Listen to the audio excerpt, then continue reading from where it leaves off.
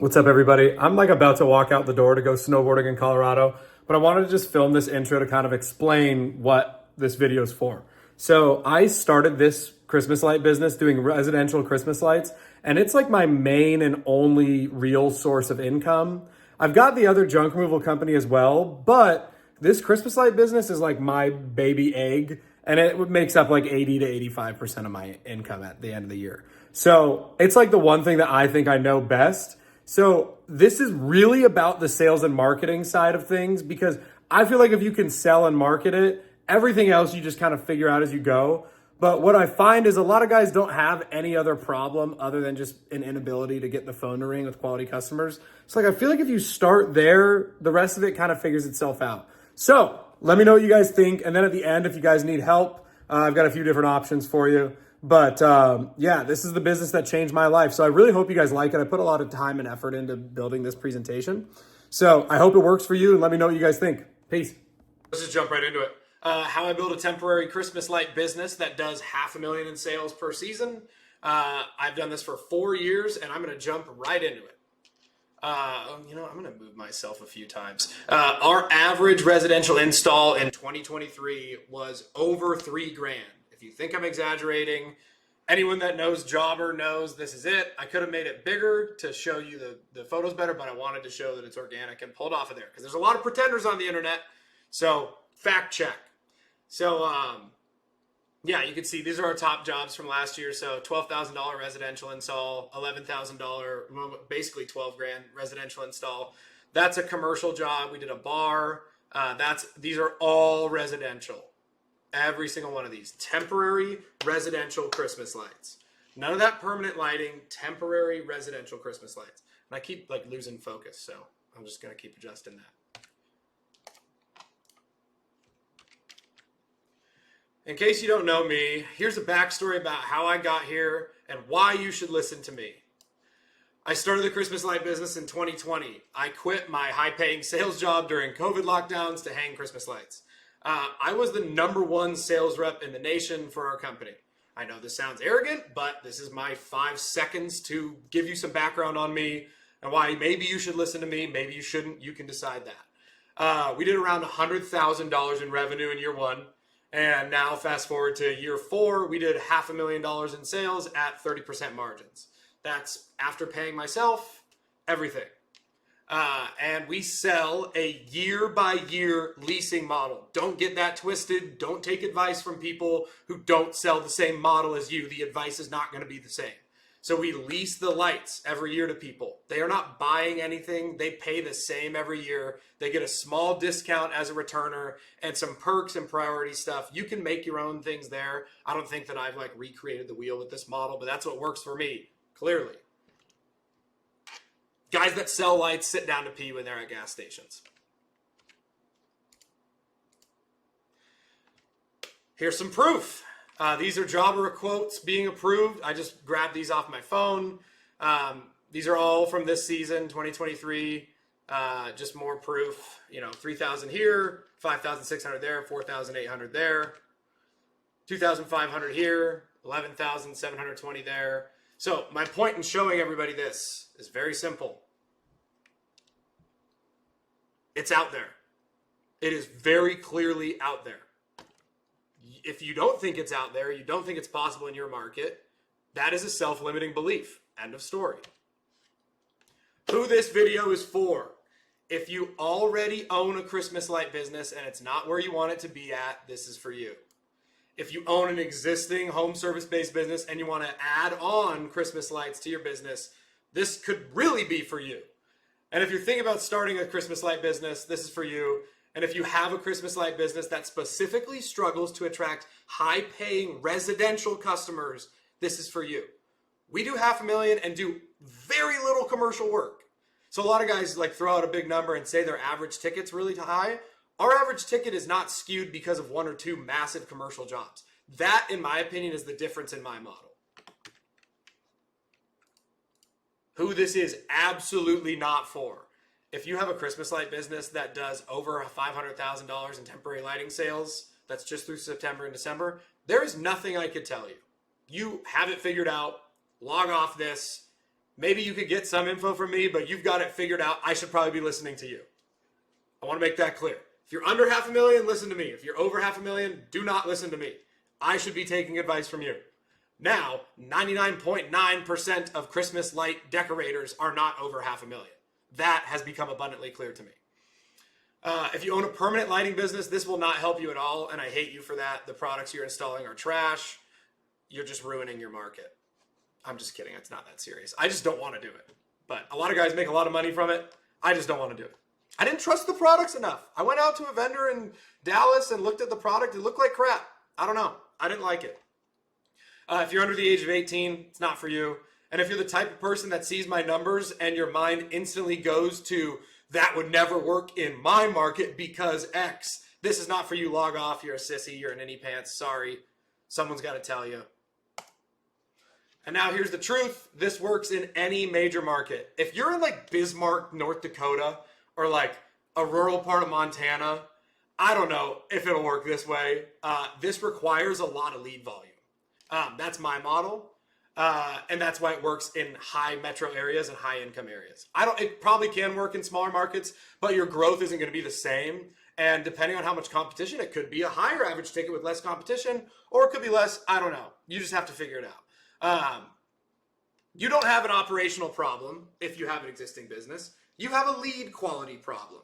And the only thing keeping you from attracting the proper clients that are high ticket is your lack of marketing knowledge and your lack of sales knowledge. End of story.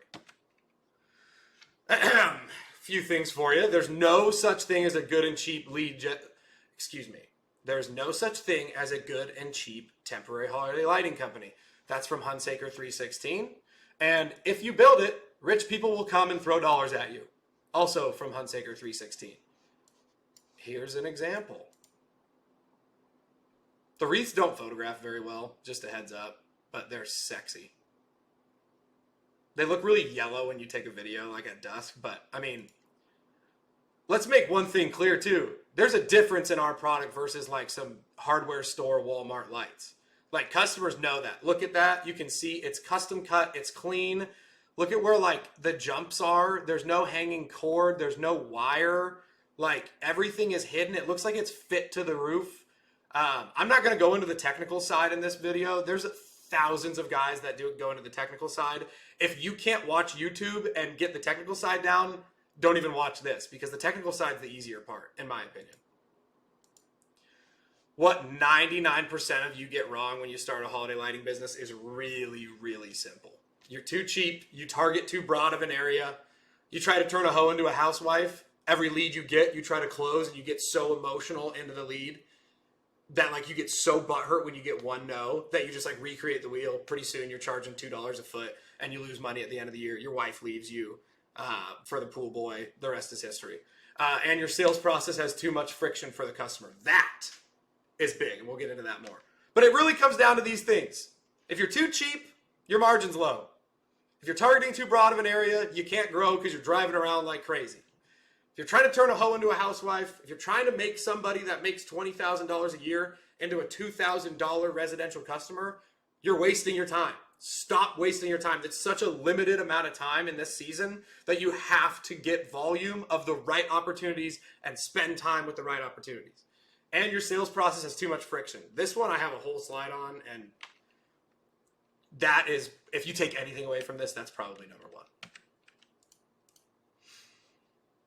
The high volume, high quality customer plan is the exact playbook I built through my trial and error over basically half a decade now. So I've decided to break it down for you guys in hopes that you do one of two things. You use it and stop killing your local market by charging $3 a foot, also known as crackhead prices. Looking at you guys, Mr. Oh, I do this for the community. It's like, no, you're doing a bad job for one. You're probably not insured. 2, and you're killing your market. 3, you cannot charge $3 a foot, scale, and be insured, give your guys a living wage, have workman's comp, and anything. I'm not listening to it. You're not running it by the book. You're probably not even paying taxes. And let's just make that really clear. And then, also just use me to plug our systems into your existing service-based business And you could add Christmas lights on to your offerings. Imagine that.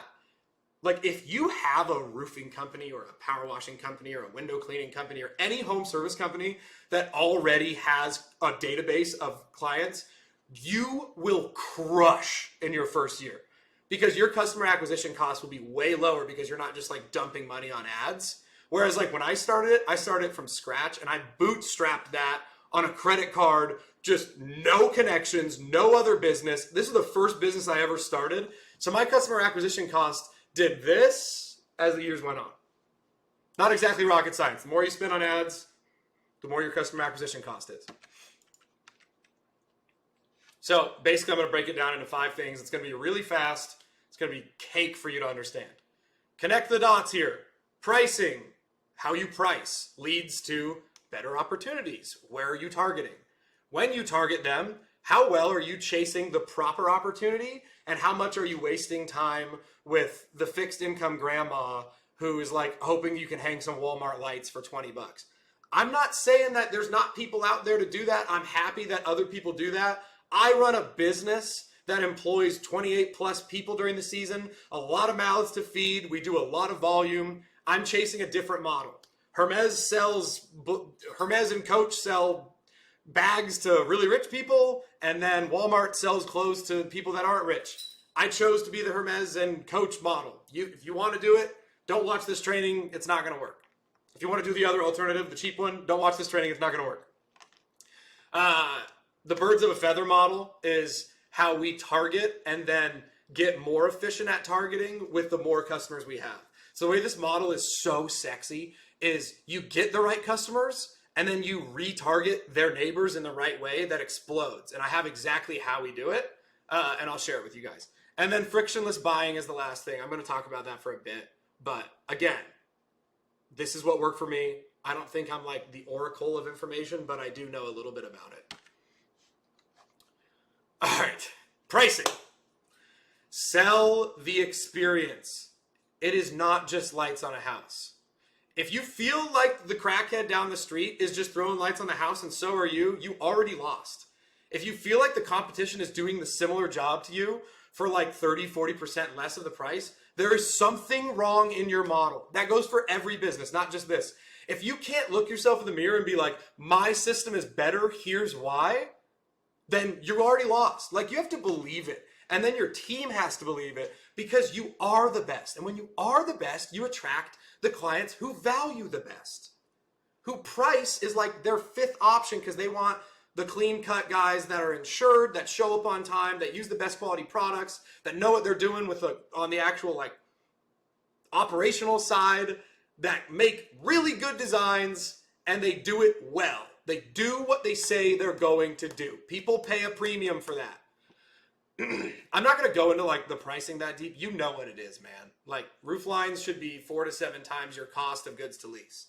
So if you're buying commercial grade product, remember, we're not buying stuff from the store. We're buying commercial grade, custom cut with wire cutters. Throw the males and females on, C9, C7 if you really want. I don't know. I use C9 exclusively. And then commercial grade strands as well. You get the strands anywhere from like $8 to $12 a foot, or excuse me, $8 to $12 a strand. We charge $49 to $55 a strand, depending on the time of year and what we're doing. So you put the strands on bushes, trees, pillars, stuff like that. You put the C9, the big bulbs, on roof lines and ground stakes. Again, lots of videos on that. That's not what this is for. Your pricing should be really simple. You should get a ton of no's. For this model to work, you are not for everybody. Just like a lot of people go into the Rolex store to shop around, a lot of people go into the big box fancy stores to shop around and not buy, you will get a lot of things. You'll get a lot of leads if you're a premier decorator that is the best in your market that don't want to pay. Like this is pretty dang near our numbers. We get 10 leads. On the phone, we'll disqualify 5 of them. Hey, we just want to let you know we're a pretty large operation. We really, really take pride in the quality of product we put on your house, the quality of service we do while putting it on the house. We pay our guys a really, really, really good wage. And if you're looking for just like lights on the house and not like the full-blown experience and like the design factor, the wow factor that comes at a premium cost, then we're not for you. Our average ticket runs anywhere between $2,000 and $3,000. It's a la carte. You can pick and choose what pieces you want, but I just want to let you know we have customers that spend $1,000 with us. We have customers that spend $10,000 with us, but it's a la carte. So it's up to you. Boom. Half of them go, oh, you're crazy. Hang up the phone. That's it. Okay, great. Now I didn't waste my time trying to quote it and selling it because I gotta maximize my time with the good opportunities. So then you get 5 qualified leads out of that. When you go out, you quote them, you give them a good quote, you sell yourself, you're going to close 1 to 2. This is the most important part. You are going to close 1 to 2 out of 10 customer interactions. 10 leads, you're going to close 1 to 2.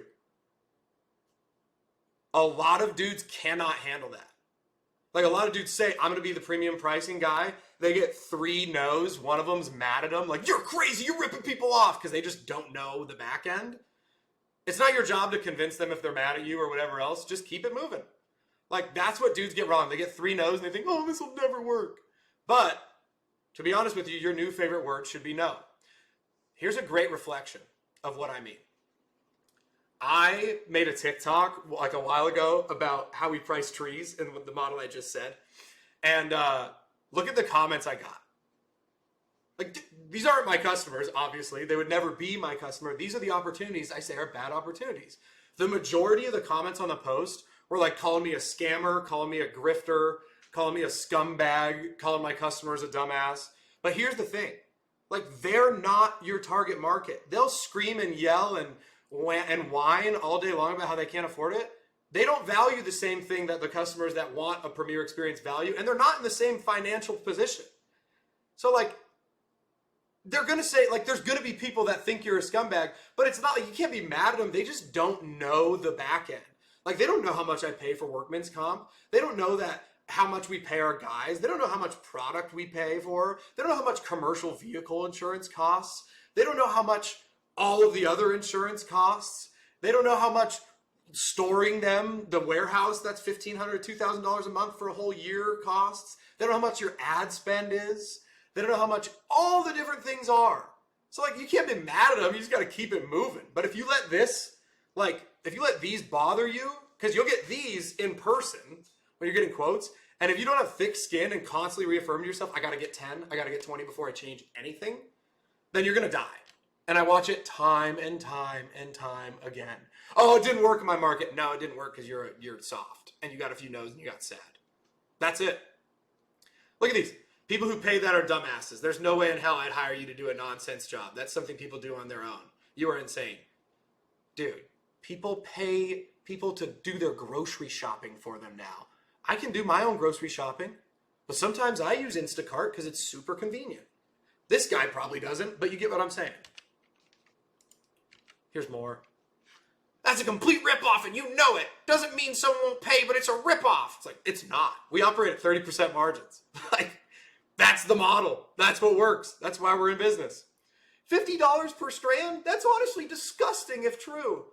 Like, guys, hundreds of these. And you'll get these in person.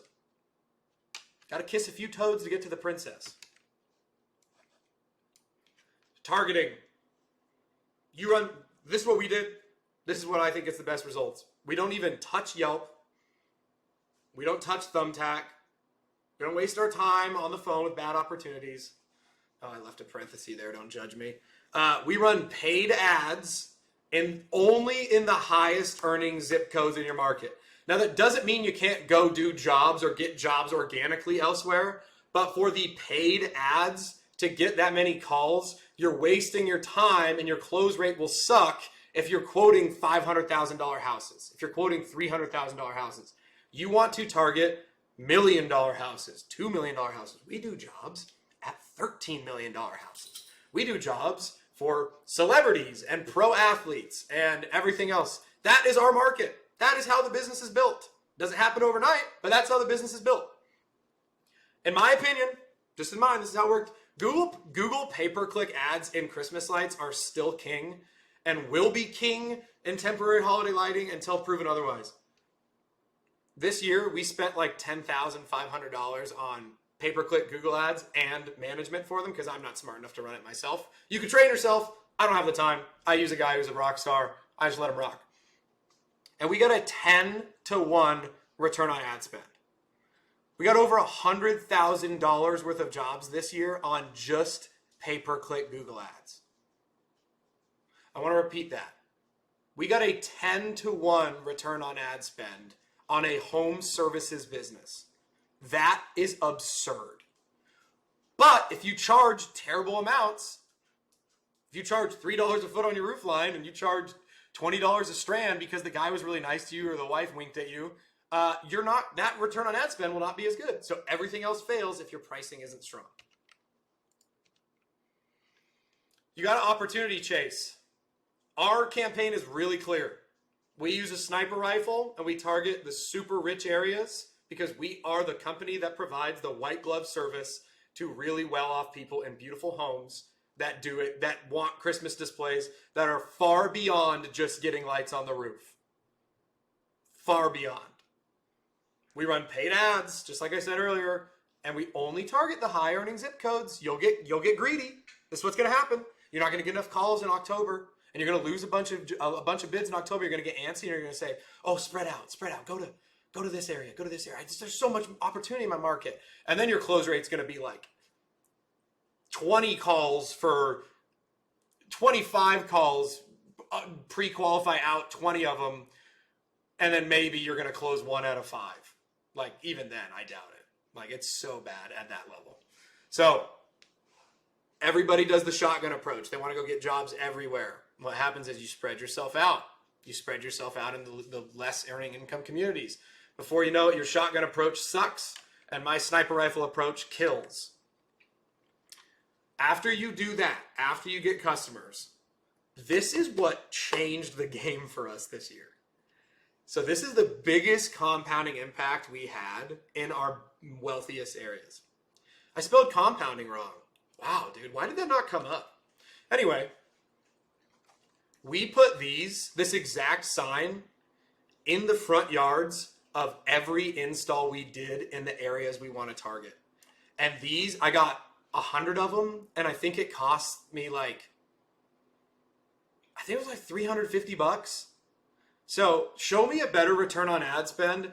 It's hard for me to quantify how much money we actually got from these because I was lazy and I didn't put a tracking phone number. But just off of word of mouth, I can tell you without a shred of a doubt, we got 50 grand worth of new business this year in just yard signs in the neighborhoods. Because this is what happens. You install this beautiful display in late October, early November, and then the families walking the dog and they go, "Oh my gosh, look at these lights. Oh my goodness, look at this sign right here. Honey, scan that. The lights you put on the house were ass. These are way better." Then they scan it. But the best part is they're in the neighborhood you want to be in. So we don't put these up all over town. We put them in the yards where people got lights done. But here's the thing that made it different for us. Do you see how nice the sign is? Like, it's a nice sign. It's not an eyesore like the red and white yard sign text or the yellow and black yard sign text that crackheads put up all over town to advertise junk removal businesses. Or divorce lawyers. This is it's not an eyesore in their front yard. The sign needs to reflect your value. You can't make it cheesy. That's the key to this. Make it nice.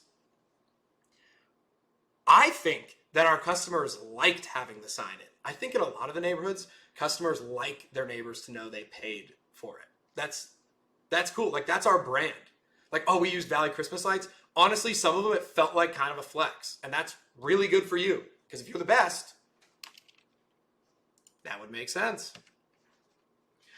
And then you got to make the frictionless buying experience, man. I could spend so long on this topic alone. This is what I mean. So I'm in a Facebook group, right? I'm sure half of you are in it. Where people say, what's your main source of contact with customers? People are like, "Oh, too many leads, I text." And it's okay, well, how do you differentiate yourself from them if you text leads? "Oh, well, I do that." Well, it's no. Is your business where you want it to be at? No. Okay, then let's see where along the customer acquisition model are you are creating a ton of friction for the customer. This is what I mean. If you're texting, there's no you. There's no selling on value. There's no anything else. You become the commodity. You become honey, go get 5 quotes for the house for Christmas lights. And then it just becomes numbers on a screen, right? Company A was 1,200. Company B was 1,100. Company C was 1,400. Company D was 1,500. And then company E was 800. They went with 800 because you didn't differentiate yourself at all in the sales process. I'm not going to tell you exactly how to do your sales process, but I'll tell you what works for us. We have 2 sales guys. Once they are pre-qualified and we tell them like, hey, do you want like more than roof and like we could do a big design for you? We go, yes. We go, okay. Part of our process is we're going to send somebody out. We're going to walk the property with you. We require you to be there. This is some friction, but here's why. We require you to be there. 1, for safety reasons for our guys. We want to make sure we can see where power is, where we're going to put ladders up, what your vision is. And then also, we want to really share with you why we're different, and we're going to show you when we're there. That's a little bit of friction, but it's necessary friction because it's a differentiator. The second that's been done, everything's got to be easy. You got to send payment links via credit card. You got to send editable quotes. You could use like Jobber or a CRM or anything like that, where like they can pick and choose. They don't have to email you back and forth. Like make it so frictionless, similar to how all these companies do it. Have you noticed that every massive company over the last decade has like the number one thing they've done in their technology is make it super easy for you to put your credit card in and spend money? Let's just go through a few of them. Walmart Online, Walmart, I don't need to go into that. Amazon's a perfect example. Amazon is like the only massive website that doesn't make me change my password every month for security reasons. And I think there's a reason for that. I think they want you in there all the time. I think they want you logged in. I think they want you ready to rock. Amazon has credit cards that I've had on file in there since Vietnam, man. Like there's a reason they make it so easy for you to buy, because they know with how much competition there is to spend money out there, if we just take all of the little road bumps out that might make a difference between them swiping their card or not, they're going to use us. Home Depot's the same way. Home Depot's is actually fascinating. So here's what Home Depot did that like it blows my mind every time I'm in there. Probably over the last decade, they completely revamped like their entire point of sale system when you're there. Have you noticed like they have you save your email on there, and then the email is associated with your credit card. They make it super easy for you to return stuff without a receipt because it's like all saved on your email. Like you don't have to track down receipts with them or anything like that. But most importantly, when you buy stuff from them, if you notice, they send you emails, or if you're buying online from them, they send you emails of products super related to what you bought. So like I shopped a while ago for like a sink thing for my old house. And when I put it in my cart, it gave me like 6 other bathroom items that matched that sink. Like it wasn't just like, oh, you bought a sink, here's a soap dispenser, here's a towel rack, here's a rug. It was like all the same aesthetic, all the same color. And it was like, you probably want these for your bathroom too. Like that's not on accident. That's on purpose. Like they're making it super easy for you to spend money. And that's not easy to build. Like that probably cost them millions of dollars to build. Another example. Have you noticed that when you go on Home Depot's website and you're looking for something, you select the store you're at, and it'll go down to like, it'll tell you where that item is based on like the aisle and the bay and like the little cubby number? They're making it easier for you to spend money. Like that's what everybody's doing. And then when you get in home service businesses, guys are like, oh my, I don't take credit cards because like it's complicated. I don't want to pay the 3% fee. Or like, oh, I do all my quotes old fashioned via paper and pen. It's like, dude, what are you doing? What are you doing? Make it easy. You're literally making it hard for them to give you money. Make it easy. The last thing I'll say on this is like a big difference a big difference maker for us was when we created optional editable quotes. So what I mean is like roof line front was a check box and it cost $800.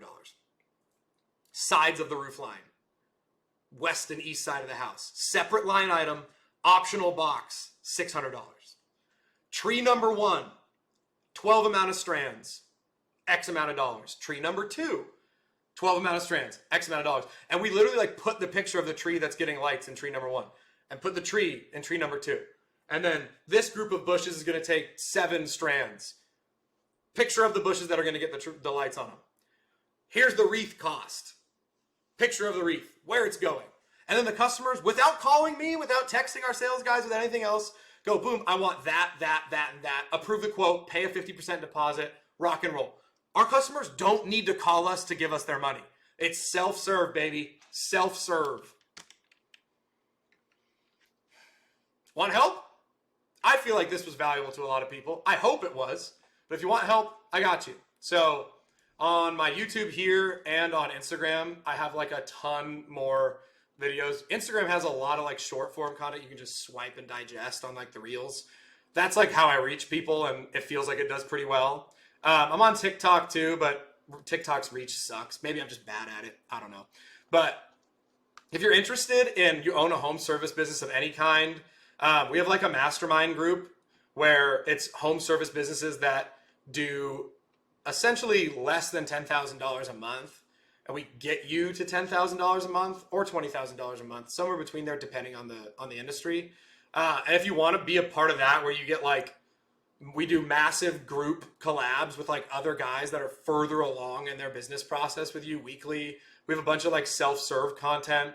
I'll actually build all of our systems for you in that system. So like I'll set up your Facebook ads. You don't need to pay an agency to run Facebook ads. Don't listen to anybody. They're nonsense. All those Facebook ad agencies are writing your ad copy with ChatGPT anyway. Sorry.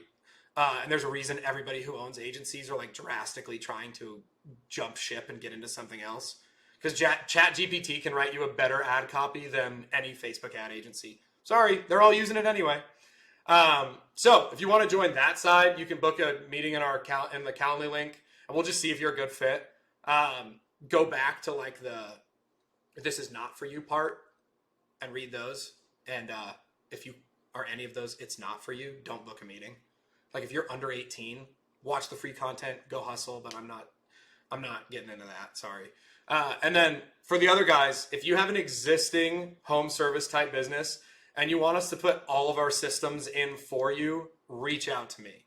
Like there is not, if you do everything I say and you have a business that does at least $150,000 a year in revenue and you've been around for at least a year or two in a different business, I guarantee with our paid ad strategy, our birds of a feather marketing strategy, and then all of our systems, like our entire sales process that I'm not going to spend an hour dumping on you in this meeting. If you plug our model in a box into your business, like if you do exactly what we say, I would be stunned if you did less than 100,000 in Christmas light installs in your first year. Like I would be stunned. But you need to have $150,000 in revenue or more, and you can't be in like Phoenix, Arizona. You can't be in the Arizona market. That's where my business is. Sorry, if you're in the Arizona market, reach out. Like we can talk about like other things, but like it'd be stupid for me to like dump all that on you while I have a business here. You get it. Guys, to wrap it all up, it's really simple. Like it's not rocket science doing this. It really comes down to targeting the right people, having thick skin, like being able to hear the word no, and then believing that you're the best and creating the actual product that is the best. Like I see our competitors work all the time. Like we're better. We're better than them. And if they are similar to us, then they're priced similar to us. Like end of story.